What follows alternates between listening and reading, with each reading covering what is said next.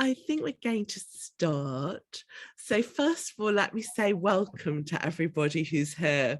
And thank you so much for joining us this lunchtime on a really beautiful sunny day. So we particularly appreciate that you're inside watching Zoom instead, but it is well worth watching. Today's speaker is someone who I've known, I hate to say it, for over 20 years. And we actually first met thanks to Jewish Renaissance. So Irene Wise, who I'll tell you a little bit more about in a moment, was the first ever art director of Jewish Renaissance magazine. And I was an intern who was very excited to come and join this new project of this new Jewish Arts Quarterly. And we met, and ever since we've worked together in a number of places on a number of projects. So I'm particularly delighted that Irene is joining us today. She's joining us for the Jewish Renaissance art series, but also it's the Lyons Learning Project art series. And all of us at JR are hugely grateful to Lyons Learning for partnering with us on this. As many of us, you know, many of us, if you have been with us, we started off with the Solomons, both Simeon, Rebecca and Abram Solomon, and then we moved on to Solomon J. Solomon. So we did the pre-Raphaelites and the Victorians, and we've been moving through the ages. Actually, we started even before that originally with biblical art, but we've been moving through the ages. Last week, several of you came on a tour of Whitechapel. And today we're going to look at the artists of Whitechapel. So we're at the turn of the 20th century, the early 20th century when we start off. For the Whitechapel boys and girl, which Irene is going to take us through.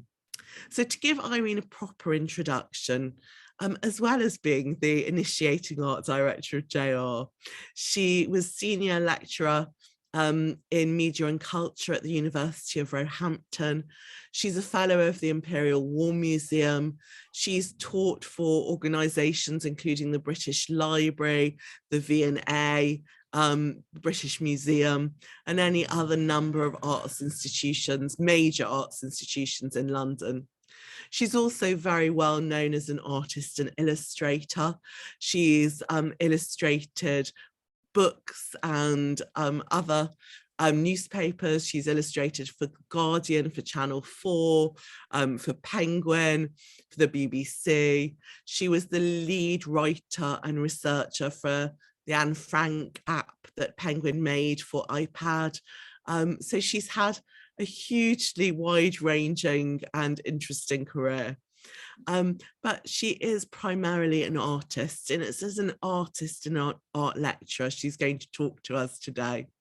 So I'm really delighted to have you with us, Irene. I know you're going to talk to us for about 45 minutes, is that right?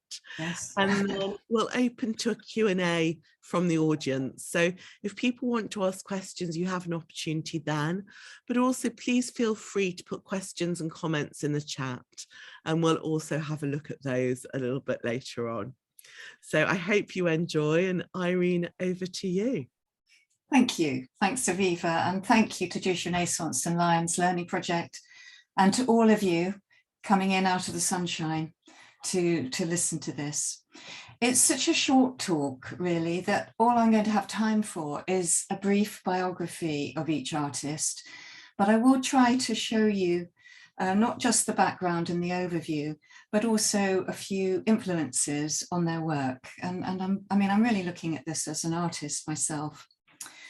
And I want to look at how they position themselves as Jews within their contemporary art circles and within the intellectual art establishment of their time, and how they found their place in the wider world.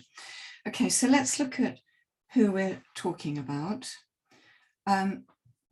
Joseph Lefkowitz, otherwise known as Lefkowitz, translator of Yiddish literature, called this time, just before the First World War, the turn of the century, this Whitechapel group, he called them, he coined the term, the Whitechapel Boys, this Yiddish ferment in the East End.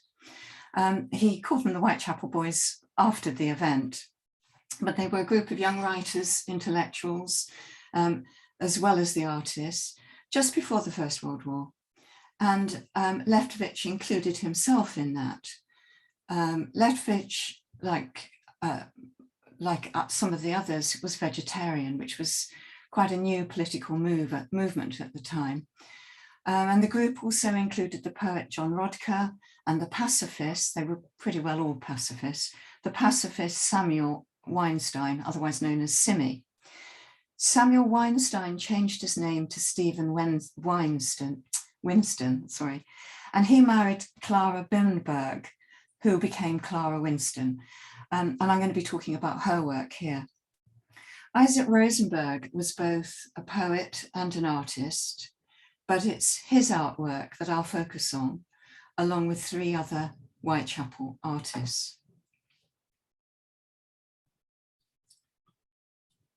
So these are the artists. The first one I want to mention is Clara Winston, who I said married Stephen.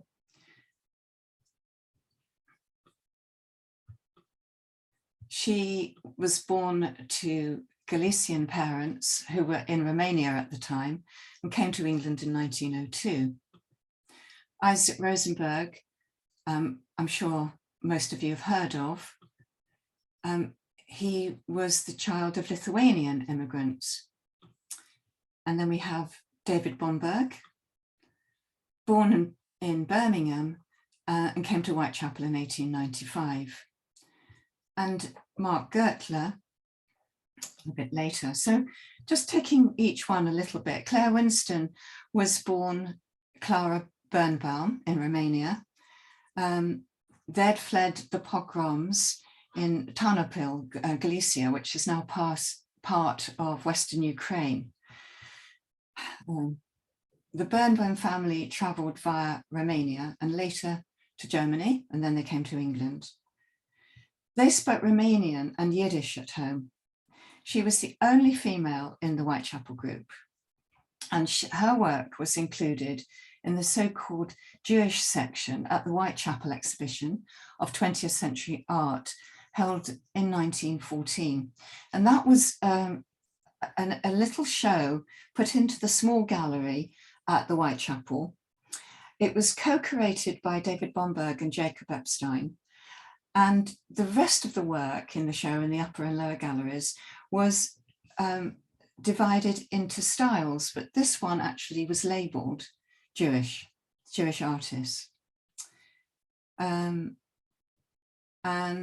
a bit more about Claire. Well, as I said, she was married to Stephen. She was the one who moved furthest away from her Judaism. She and Stephen became Quakers. They were always radical. She was a member of the Women's Freedom League, and she was reputed to be the first woman to ride a bicycle in bloomers. So Isaac Rosenberg arrived in London from Bristol because his parents wanted them to join the Jewish community.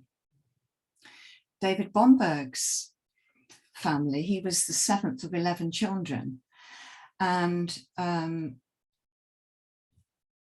there's more stories about him. I think I'll save that for a bit. Mark Gertler, for a while, the family, when he was a baby, they moved back to Austrian Poland, and his parents worked as innkeepers, which wasn't a success. And one night, his father, Louis, just left without telling the family. He went off to America hoping his family would be able to join them, which never happened. And eventually they all reunited in London sometime later. Okay, so that's just a bit about them. T.S. Eliot thought Isaac Rosenberg was most remarkable because he was a poet as well as a painter, and perhaps better known as a poet. Eliot thought he was most remarkable, really, because he couldn't believe that a Jewish boy who spoke only Yiddish until the age of 7, could produce such fine poetry. I think we should remember, as John Silkin points out, that it took Eliot nearly 40 years to give the word Jews a capital letter. And when they came to London from Bristol, this is where they moved to. And I'm just showing you a picture of Cable Street because I'm sure you know it. They moved into number 47, and it's famous, as you know, for the battle in 1936 when this photo was taken. And having moved there a couple of years later, he enrolled at, well, when they first came, he went to St. Paul's School, but it wasn't the St. Paul's, it was St. Paul's in Stepney. And then he enrolled at Baker Street School, again, not in the West End, it was in Stepney. And they moved to Jubilee Street, and I thought I'd show you this photo because just the word Jubilee is so topical at the moment.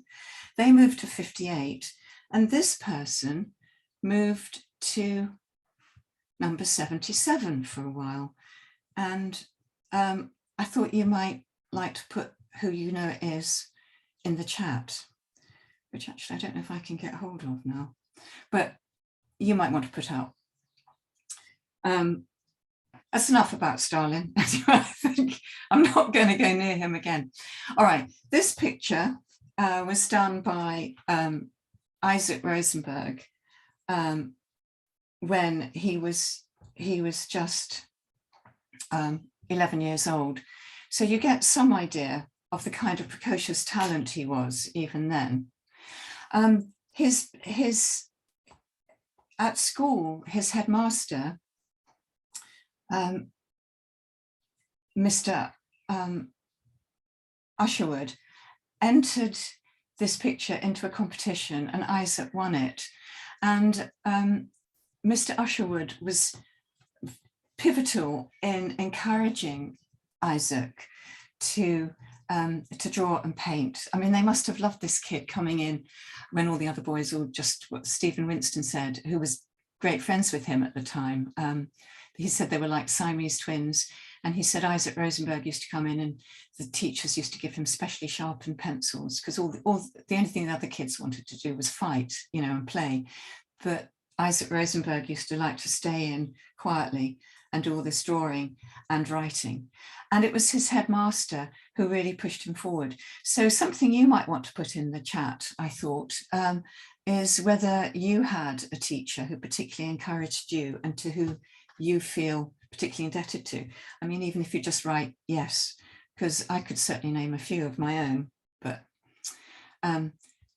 so artists draw what they know and what they see. And this family group is his family. And I wonder who you think is the most important person in that group, whether it's the woman or the man. And this is where they lived. Joseph Leftwich, many years later in an article in the Jewish Chronicle, described Isaac Rosenberg's workspace. He said, "It was a long, narrow passage, which was the family living room. The dresser, crammed with crockery, occupied most of the space. The table, at a corner at which Rosenberg sat sketching, was rickety and littered with cups and plates." But it wasn't quite as idyllic either as it might appear in this picture. Barnett, his father, was a poor peddler, and he was often away trying to earn a living. His mother, Anna, also known as Hatcher, sold embroidery to help make ends meet. And so she's the one who's providing for the children. On the other hand, the woman pouring there at the table might have been his older sister, Minnie, who'd been born in Lithuania in 1897. There were 6 children in the family, which makes sense here because Isaac wouldn't have been in it, but they did also have a lodger. And I wonder if this particular picture reminds you of any other artist. So you might want to put that into the chat if you do. if it recalls anybody for you. I'm now hoping the slide is going to be able to move on. Yes. Oh, yeah, here we are. It made me think of Rembrandt. So I've picked out a couple of drawings that seemed vaguely reminiscent. And Rembrandt's line is sharp and clear, and Rosenberg wrote that he believed drawing must have a sharp, clear, economical line that should have the concise, pregnant quality of poetry. So I like that idea that you expect something from a line, just as you do in poetry. So all these Whitechapel artists, certainly these three I've named here, Isaac Rosenberg, David Bomberg, and Mark Gertler, owed their education very much to the Jewish Education Aid Society, because without them, they would not have been able to study. So I want to give them a big shout out. They provided funds for several of the Whitechapel boys. Not Clara Winston. She gained a scholarship to the Royal Female School of Art in Southampton Row. That later became, it amalgamated with Central School of Art, which is now part of University of the Arts. And on the strength of her promise there, she was able to transfer to the Slade, which is where they all went, to the Slade School of Art. She had a £40 scholarship from the LCC. And there's still a Claire Winston Memorial Award for a Slade graduate or graduating UK student. I want to just mention Maurice Goldstein, because he's not often included with the Whitechapel artists, but he was one and struggled to continue to study. He was also at the Slade, and he used to walk home with Isaac Rosenberg, going back to Mile End or going from Mile End in the mornings to Gower Street. So we've seen what the home conditions were like, and without this place, the Whitechapel artists and writers, and even people like Harold Pinter, wouldn't have been able to study because they wouldn't have had the space at home. And I've certainly met that with students I've taught today. Roehampton has a fantastic library, actually a fantastic building. And a lot of my students really don't have a room of their own at all to work in. They would work otherwise in the family living room, perhaps even sleep in that.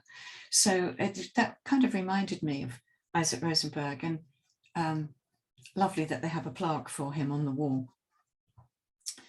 So this is the picture that Isaac Rosenberg made to impress the Jewish Education Aid Society. And this is made before he went to Slade. So you see the kind of level that he was already painting at. And it wasn't easy to get a loan. Maurice Goldstein applied 3 times before he got, I think, a stipend of like 12 and 6, which is something like, well, I can't remember now, 12 and a half, but I don't know, I can't remember how many p that works out to, 60p or something. But I just want you to notice also the kind of clothes, because these were poor boys, and this is how they used to dress, and girl, how they used to dress at the library. And it was a particular signal about what they were, who they were, and what their beliefs were. So here we have a pink necktie, which was indication that he was an artist. A red necktie would be perhaps a revolutionary or an anarchist. And they also wore sombreros, and they might wear, if they might also wear a black silk bow, you know, a bit like playing a part for a Puccini opera. And Fabians and intellectuals, apparently, this is all according to Isaac's friend Sonia Cohen, who he was in love with, really. the Fabians and intellectuals didn't wear a hat, and they had long hair, sort of unruly hair.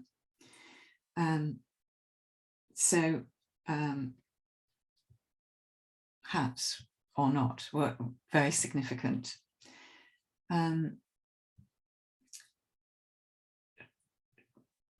David Bomberg, who was a little bit taller than Isaac Rosenberg, which wasn't difficult because Isaac Rosenberg was very short. He was, I think, about 5'2". And Bomberg wasn't that much taller, but he wore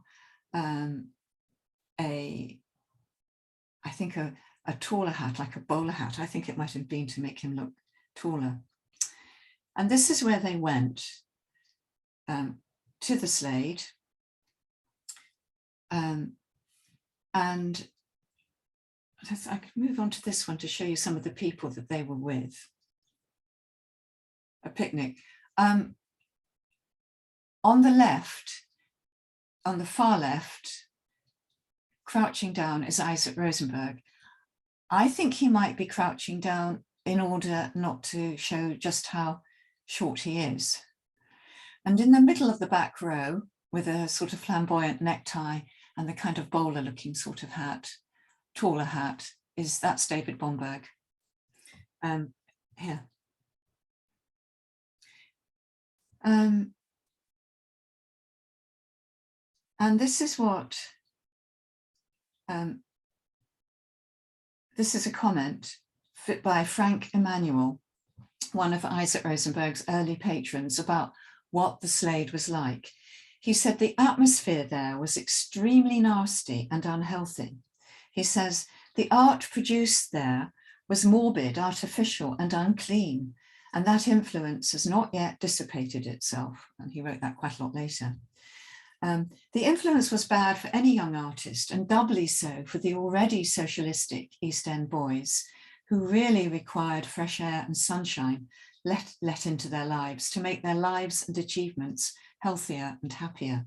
At the Slade, stage scenery was preferred to nature. Ugliness, sordidness, and disease were preferred in its models to beauty and health and cleanliness.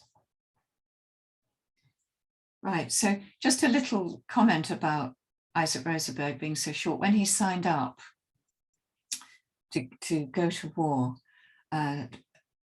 he joined the Bantams, which was a group of soldiers who were under 5'3". And there's a story that when the king went to greet them, went to greet his regiment, as he approached, they were so small that he thought they were sitting down. And as he got closer, they were actually standing up because they were very small young men.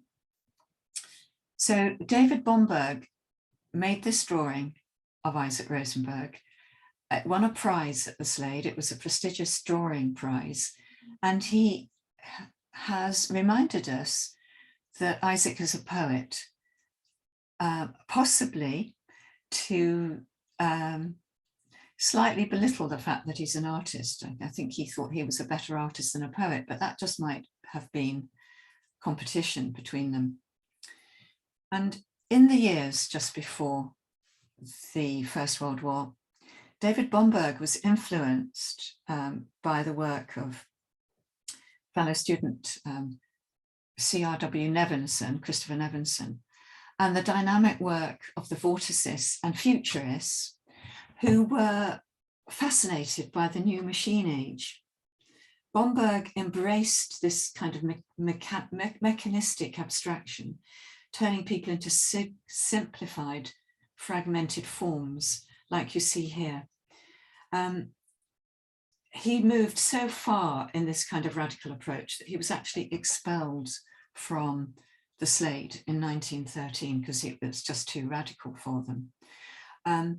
The mud bath that he based it on was this in Brick Lane, the Russian vapor baths. And I'm quite sure that my father used to go there. I think everybody in the East End did, because they didn't have bathrooms at home. David Bomberg wrote a lot about art. the new life should find its expression in a new art which has been stimulated by new perceptions. I want to translate the life of a great city, its motion, its machinery, into an art that shall not be photographic, but expressive. Well, eventually he kept that idea of expression, but he moved away eventually, which I'll tell you about. He moved away from the idea of mechanization. But at this point, again, just before the war, a very mechanistic approach is divided into a grid. And I really wanted to show you this because I mentioned Cable Street before.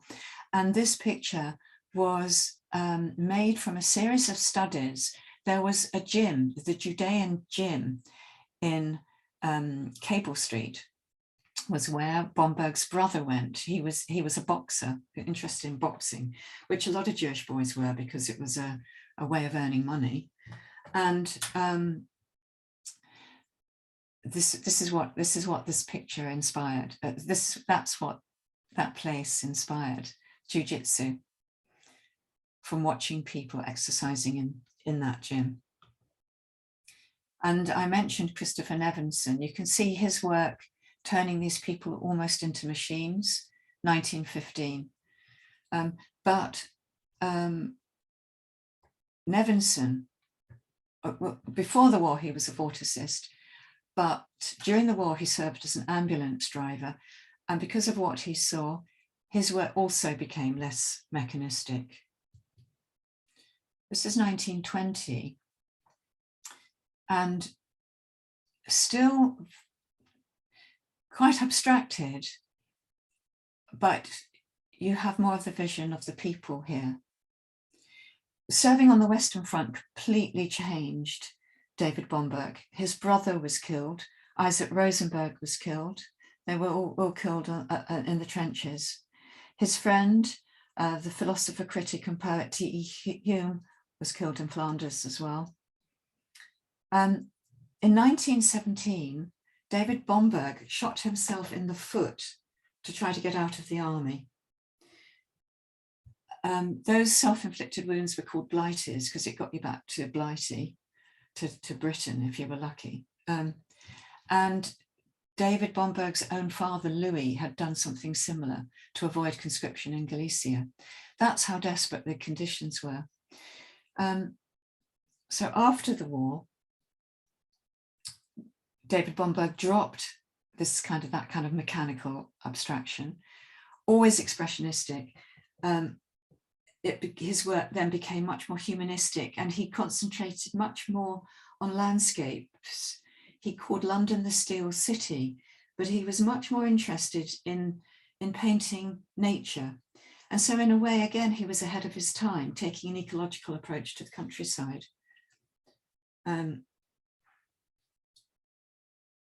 So just want to talk a little bit about Clara Birnberg. I think I've got about 10 minutes or so left.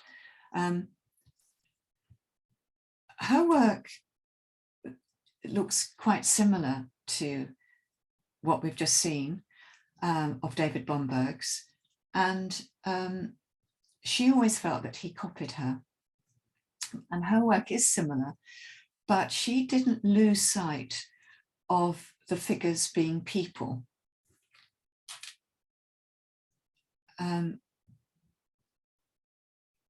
By the way, David Bomberg ended up teaching because he couldn't get a job, because he'd been expelled from the Slade. He couldn't get a good teaching job, but he taught at Borough Polytechnic, which is now part of South Bank University. And he taught in the bakery school. And the people he taught, well, he taught Frank Auerbach, very much influenced by him. They loved him. And David Kossoff. And I just thought I'd flag that up because bakery school, Kossoff, it was the same family.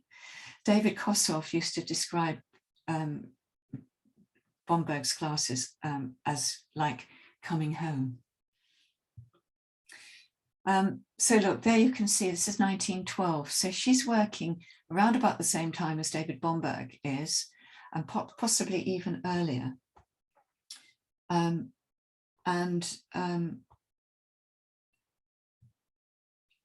She she didn't like the Slade, she didn't like the atmosphere, she found it largely sexist. And she was one of the few women, because she was on the scholarship, she was actually well regarded, and because the Slade did take in a few sort of fee-paying students, and that was some of the other women. Her family were really radical. She became a vegetarian around 1910, and the whole family followed suit. And when she married Stephen, and they changed their name to Winston, they became Quakers, and they really were an exceptional couple. They mixed with all sorts of intellectuals, which in D.H. Lawrence, which the others did too, but even more Montessori, the pacifist Quaker scientist Catherine Lonsdale, Mahatma Gandhi, and Bernard Shaw was their friend and neighbour at some point. And Clara Winston painted portraits of all those people. So you can see her work's radical, but always still focusing on people. Mark Gertler, paintings like this of his, I always think is not really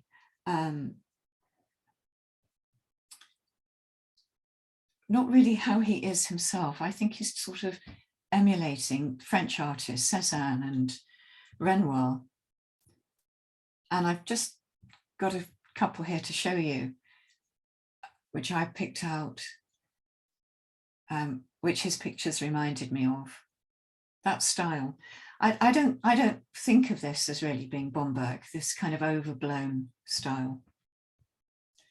But something else he got from Cézanne, and this is just a tiny detail from a picture I'm going to show you in a minute. But if you see how Cézanne was called the father of Impressionism, sorry, the father of modern art, and he's moved on from Impressionism into Cubism. He's looking at objects within the same painting from different angles. So he's looking down on this ginger jar at the same time as looking across at the little jug perhaps on the table. And then the tabletop is turned up and the basket is at a slightly different angle. And in this little detail, you can see that Gertler has done something similar, and he's tipped this tabletop up, which is at a different angle to the objects on it. That's a sort of cubist approach. And that's a detail from this picture.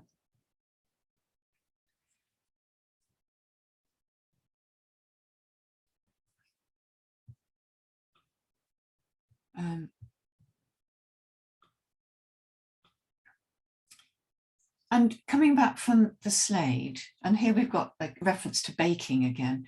He says he looked at them and he laughed himself and he thought, give me the baker. And I walked home disgusted with them all. And I was glad to find my dear simple mother waiting for me with a nice roll, that she knows what I like and a cup of hot coffee. Dear mother, the same mother of all my life, 20 years, you, dear mother, I thought, are the only modern artist. So really, he's appreciating these sort of home qualities.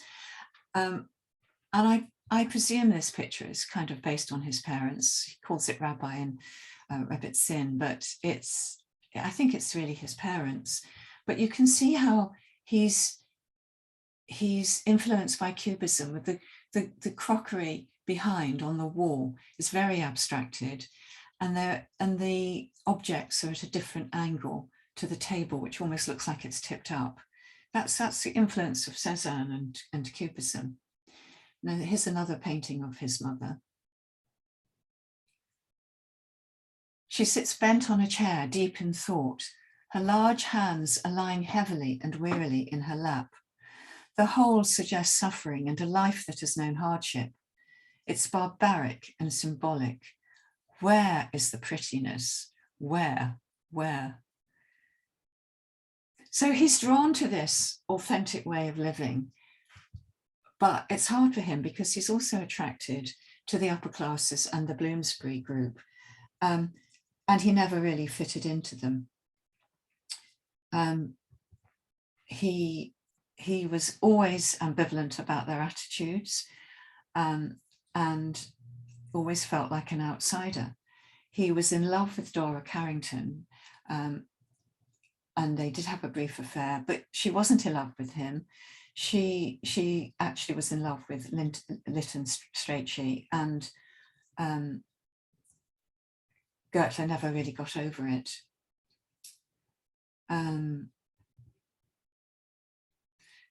So in his paintings, he's always searching for the authenticity that he'd experienced in his humble upbringing, and his mother was the source of that, and at the same time attracted to the upper class lifestyle, and always on the edge, and always treated as something rather exotic. But this is where he has really come into his own completely. And this very famous painting, huge painting, is in the Tate. The Ben-Uri sold it to them a number of years ago. And I'm sure most of you know it, the inspiration was probably a fair in Hampstead Heath, because between 1914 and 1915, Mark Gertler was living near Hampstead Heath. And there was a fun fair held for the wounded soldiers, and they were milling around the uniform milling around the heath in their uniforms. Mark Gertler was an instinctive pacifist, but in 1916 there was a law passed that young men all had to sign up, and he did try to, but they rejected him because of his family's Austrian roots, and also because of his variable health. And actually he was just glad to be able to get on with his painting. And this was the picture he worked on.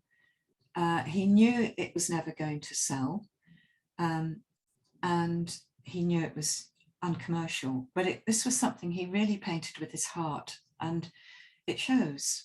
This isn't him trying to be Cézanne or Renoir, French Impressionist, or anybody else. It's just him being Mark Gertler. He said, lately, the whole horror of the war has come freshly upon me. And this picture does seem to express the futility of that war. The soldiers and the sailors are like inanimate toys led in circles by the generals. The false gaiety masks the destruction. They're going nowhere. They're just going round and round. Their mouths are fixed in silent screams. And very weirdly, this character on the right of the painting, facing us, seems to prefigure Adolf Hitler. Just that hairstyle and a little moustache. D.H. Lawrence had high praise for this painting. He said, "It is the best modern picture I have seen. I think it is great and true." But he attributes his power to Mark Gertler's Jewishness rather than to his horror of war. He says in his letter, "Your terrible and dreadful picture has just come. This is the first picture you've ever painted. It's the best modern picture I have seen. It would take a Jew to paint this picture. It would need your national history to get you here without disintegrating you first. You are 25 and have painted this picture. I tell you, it takes 3,000 years to get where this picture is, and we Christians haven't got 2,000 years behind us yet." So he's attributing the picture not to Gertler's horror of war, but to the fact that he's Jewish, really, to his Jewishness. I mean, I don't know what you think about that, and maybe you might like to say, because I'm going to finish in a moment. But we're left with this image of perhaps the greatest painting of the First World War, and its appeal is universal, while the artist himself remains the outsider. And I don't know about having the burden of 3,000 years of history on somebody who is 25, and I don't know whether that's possible. But possibly being the outsider did give him, like it gave the other artists, a chance to see things objectively and differently. In conclusion, I think I'd like to mention that we've been talking about refugees. The Whitechapel artists were from immigrant families who had all fled the pogroms of Eastern Europe. They were asylum seekers. Today, for the first time, the UK government is deporting asylum seekers to Rwanda. As refugees, these artists we've just been looking at, under the present regulations, probably wouldn't have been able to enter this country, let alone settle and make a contribution to the UK. And who knows how many potential artists, writers, not to say doctors, might be on the current expulsion list and quite possibly sitting on a plane right now. Also, in choosing images for this talk, I'm aware of the latest rounds of cuts to arts and humanities education and the move towards vocational training, including at my own university. Poverty initially forced the Whitechapel artists into vocational craft and technical courses, which they didn't enjoy. They were only able to develop and move into fine art studies with the generosity of grants, particularly loans from the Jewish Education Aid Society. These days, the Whitechapel artists and writers might find not only funding sparse, but also courses of study. And then finally, despite the lack of space at home, the Whitechapel artists had access to the public library and to the collections of public art galleries. These places remain as important as they were a century ago. Culture needs funding and goodwill to thrive, and our country needs to rediscover the moral generosity to persecuted people who seek safety here. Thank you.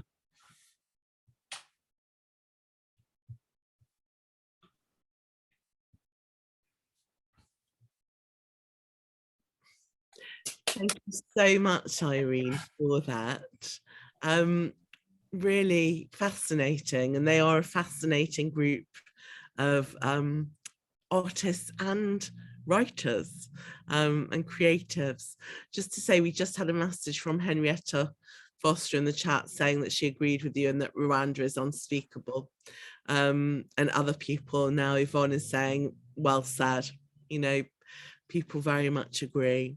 Thank you. I found it so unspeakable. I almost couldn't say the words, actually. Thank you. Yeah. And I'm very sorry about the technical hitches, which was stressful for me, apart from being difficult for you. Thanks. Oh, no problem at all. Just to say to everyone, we are very aware at JR of the refugee themes. And I was just asked this week we always do a Jewish Renaissance event for the B'nai B'rith Jewish Heritage Festival in the autumn.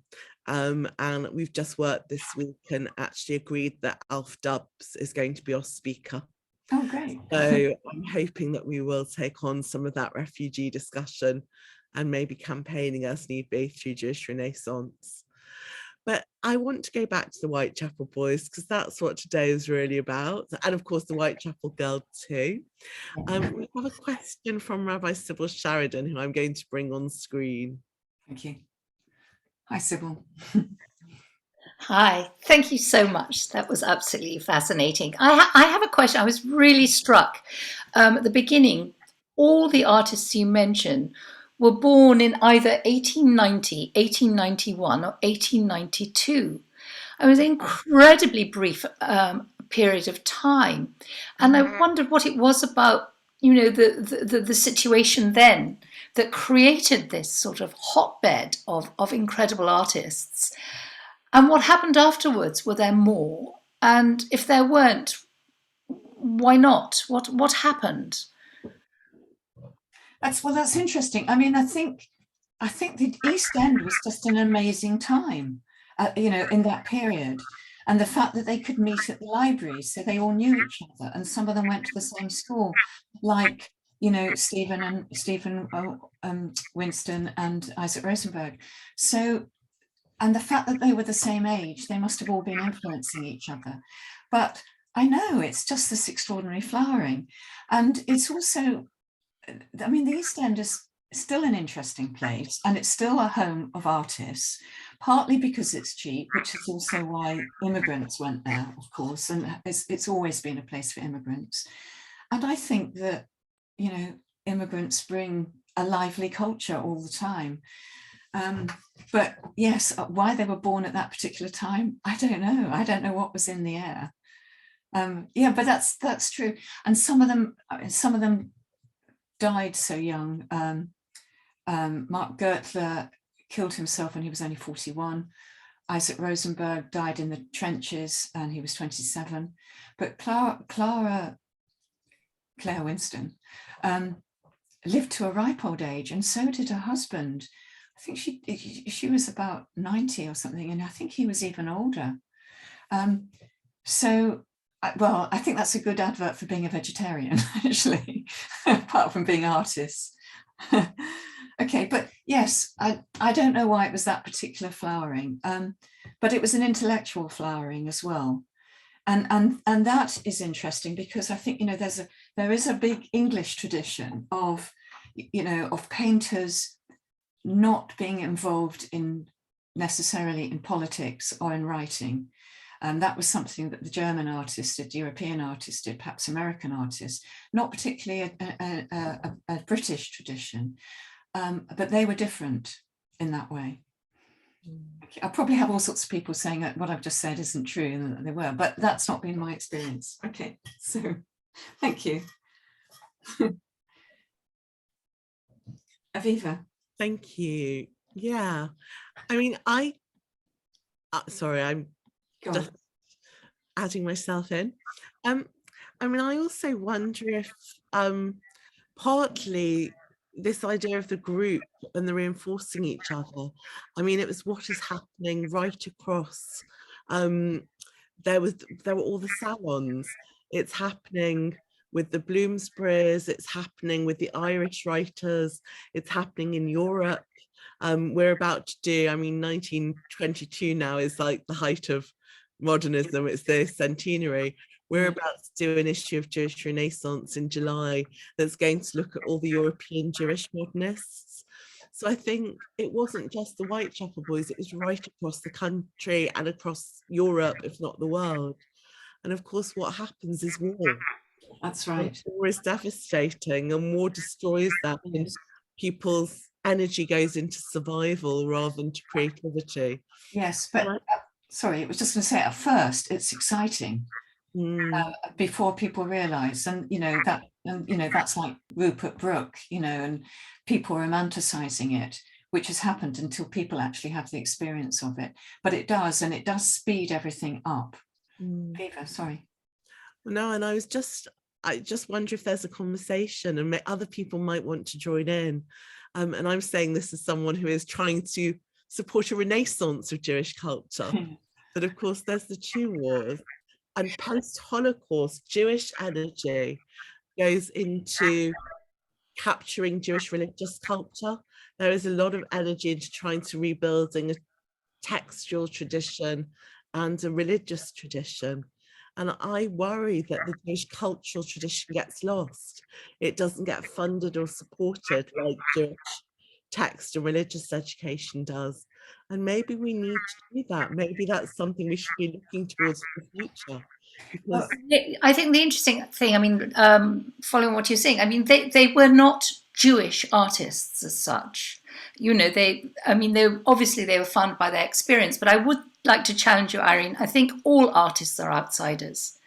I think if you're an insider, you can't actually see what's happening. So I think that is, sort of prerequisite for any artist, and probably any literary artist as well as a visual artist. But thinking about them, if they were born in the sort of beginning of the 1890s, what about the people who were born in the early 1900s? Because they would have had their artistic sort of experience. They were too young to fight in the First World War, but they would have been influenced by it. Is there an equivalent group, sort of, between the wars, who created in a similar way? There are interesting artists. Having just said British tradition isn't particularly political, there was a political group. I've just forgotten what their name is. It was the I've forgotten, but they just around the time of the Second World War, they painted murals. I just can't think of any names at the moment, but I can picture their work. And they were socialists and artists, or Carol Waite was one of them. Very, very British and very English in a way, but very politically aware, and figurative artists, narrative artists like Carol Waite.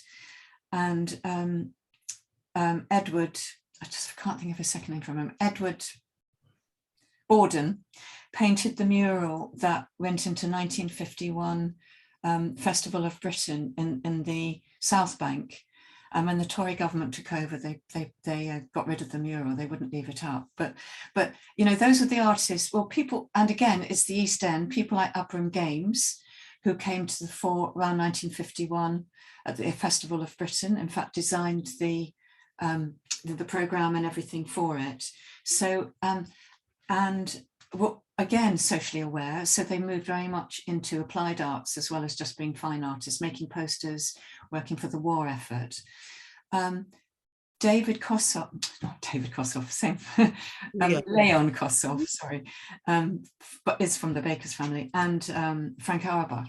They're the young people who carried on David Bomberg's legacy. So they're a bit younger and lived in the East End. Leon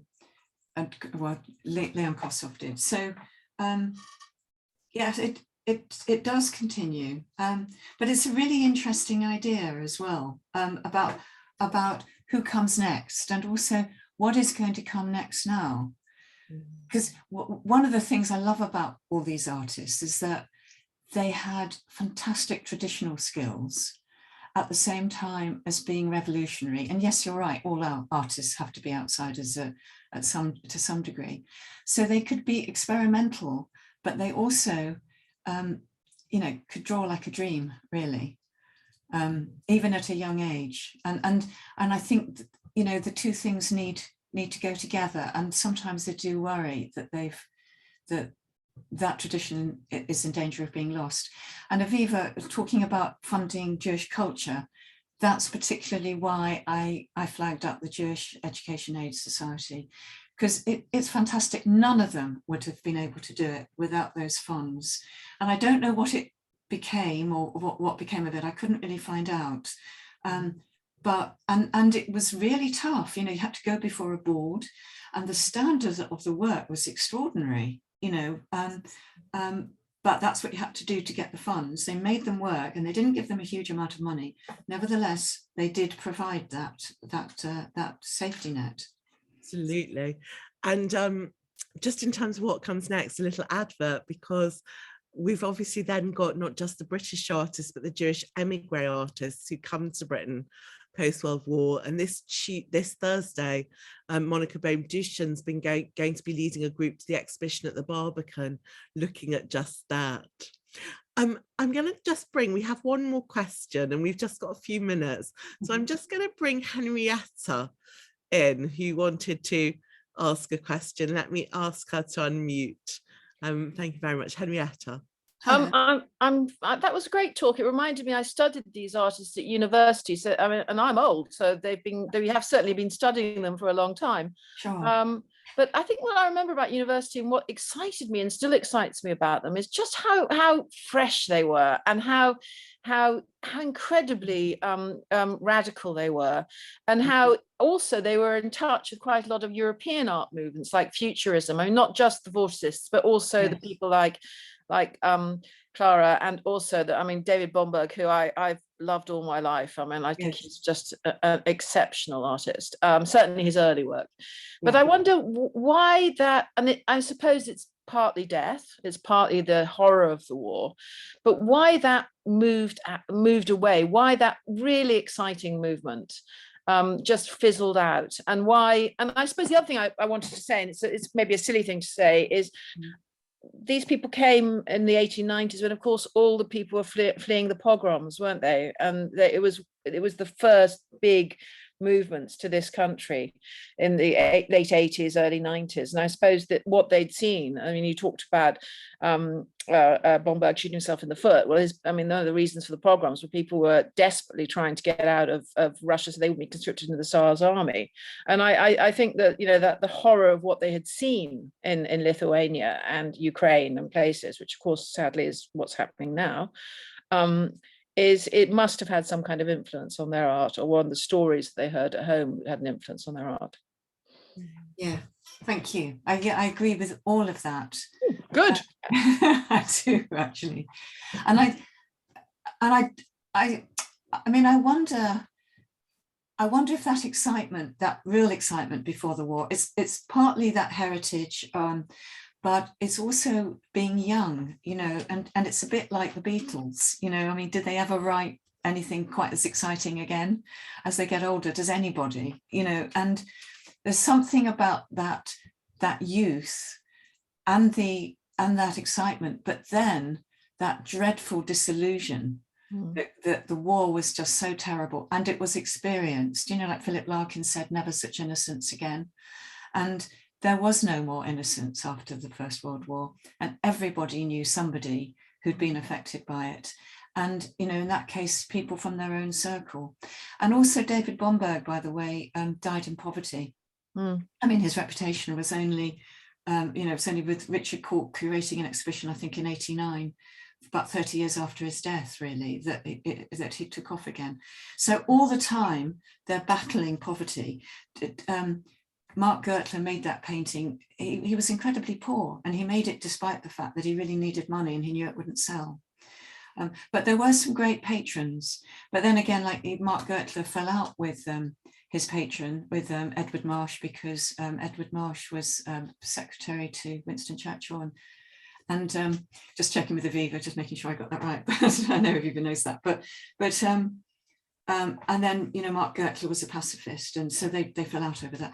But they were prepared. That's the point. They were prepared to forfeit their patron even for their principles and for what they were doing. It was. I have a lot of admiration for all of them, and their work is very exciting. I agree with you. Yeah. David Hare works in the Mark Gertler's studio in Hampstead. In New End. Yeah. Which is where the merry-go-round was painted, and the shape of that studio is the shape of the painting. It's kind of extraordinary, because you see how contained it was. It was in his own very personal space, the shape of the merry-go-round, the shape of the people, and you feel it very much when you go in that studio. I've never been inside. I'd love to go inside. Yeah, I interviewed him, so that's why I know. It wasn't that it was anything else, but he said, "Does this remind you of anything?" And I thought, when he told me, it was incredibly obvious. That's very interesting. Yeah, well, it's also about how space dictates how large you work. If you're only in a small room, you can only make small pictures usually. Yeah. Thank you. Aviva. Well, I was just going to say, it's so interesting though you talk about that, because that's what is the common thought, that's where that painting was made, and probably that is where the final version was made. It's not where he began sketching it. Garsington. He started sketching it at Garsington Manor under Ottoline Morell's patronage. She funded the Bloomsbury Group. She gave him shelter there because he got permission, he became conscientious objector, and he was able to farm her land instead of going to war. And she let him, she wanted to support him as an artist. And I think it's Aviva Birnbaum who's done the work. She did the analysis on it, but there are paintings of Garsington Manor which are painted over canvases which have the initial drawings for the merry-go-round. Amazing. So interesting that he started his imagination in open space, but then obviously, he did do the final version in that studio. Right in the heart of the home of the upper classes. Fascinating. Thank you so much, Irene. And thank you, Henrietta. Fabulous questions. Thank you, Henrietta. No, thank you. It's fantastic. I so enjoyed it. What a great way to spend a day hiding from the sun. Oh, thank you very much. And what I'm going to do is ask everyone to unmute themselves so they can give you a proper round. Yes, thank you so much. I tuned in from I'm in the US, and I tuned in. It's been remarkable. Thank you. Thank you. I wish I could see you all properly. Thank you. Thanks so much. Wonderful. This is bravo. Thank you. Thank you so much. Thank you, everybody. Thank you. Thank you. Sorry I was late. No problem at all. You never need to apologise about that to me. Well. Thank you so much for joining us. And as I say, continuing with a visit to the Barbican this Thursday for that Emigre exhibition before it closes. We're not doing anything next week because of the tube strikes, but on the 28th of June at this time, there will be our last lunchtime lecture. And we've got Charis Summers and Sue Grayson Ford in conversation. They will be talking about not just the emigre artists, but the Jewish art dealers. So the people who made and broke the reputations and sold the work of the artists we know and love. So I hope you'll join us for that. Thank you again and have a lovely day. Thanks, everybody. Thank you. Thank you, Irene. Thank you. Thank Thank you so much, Irene. Terrific.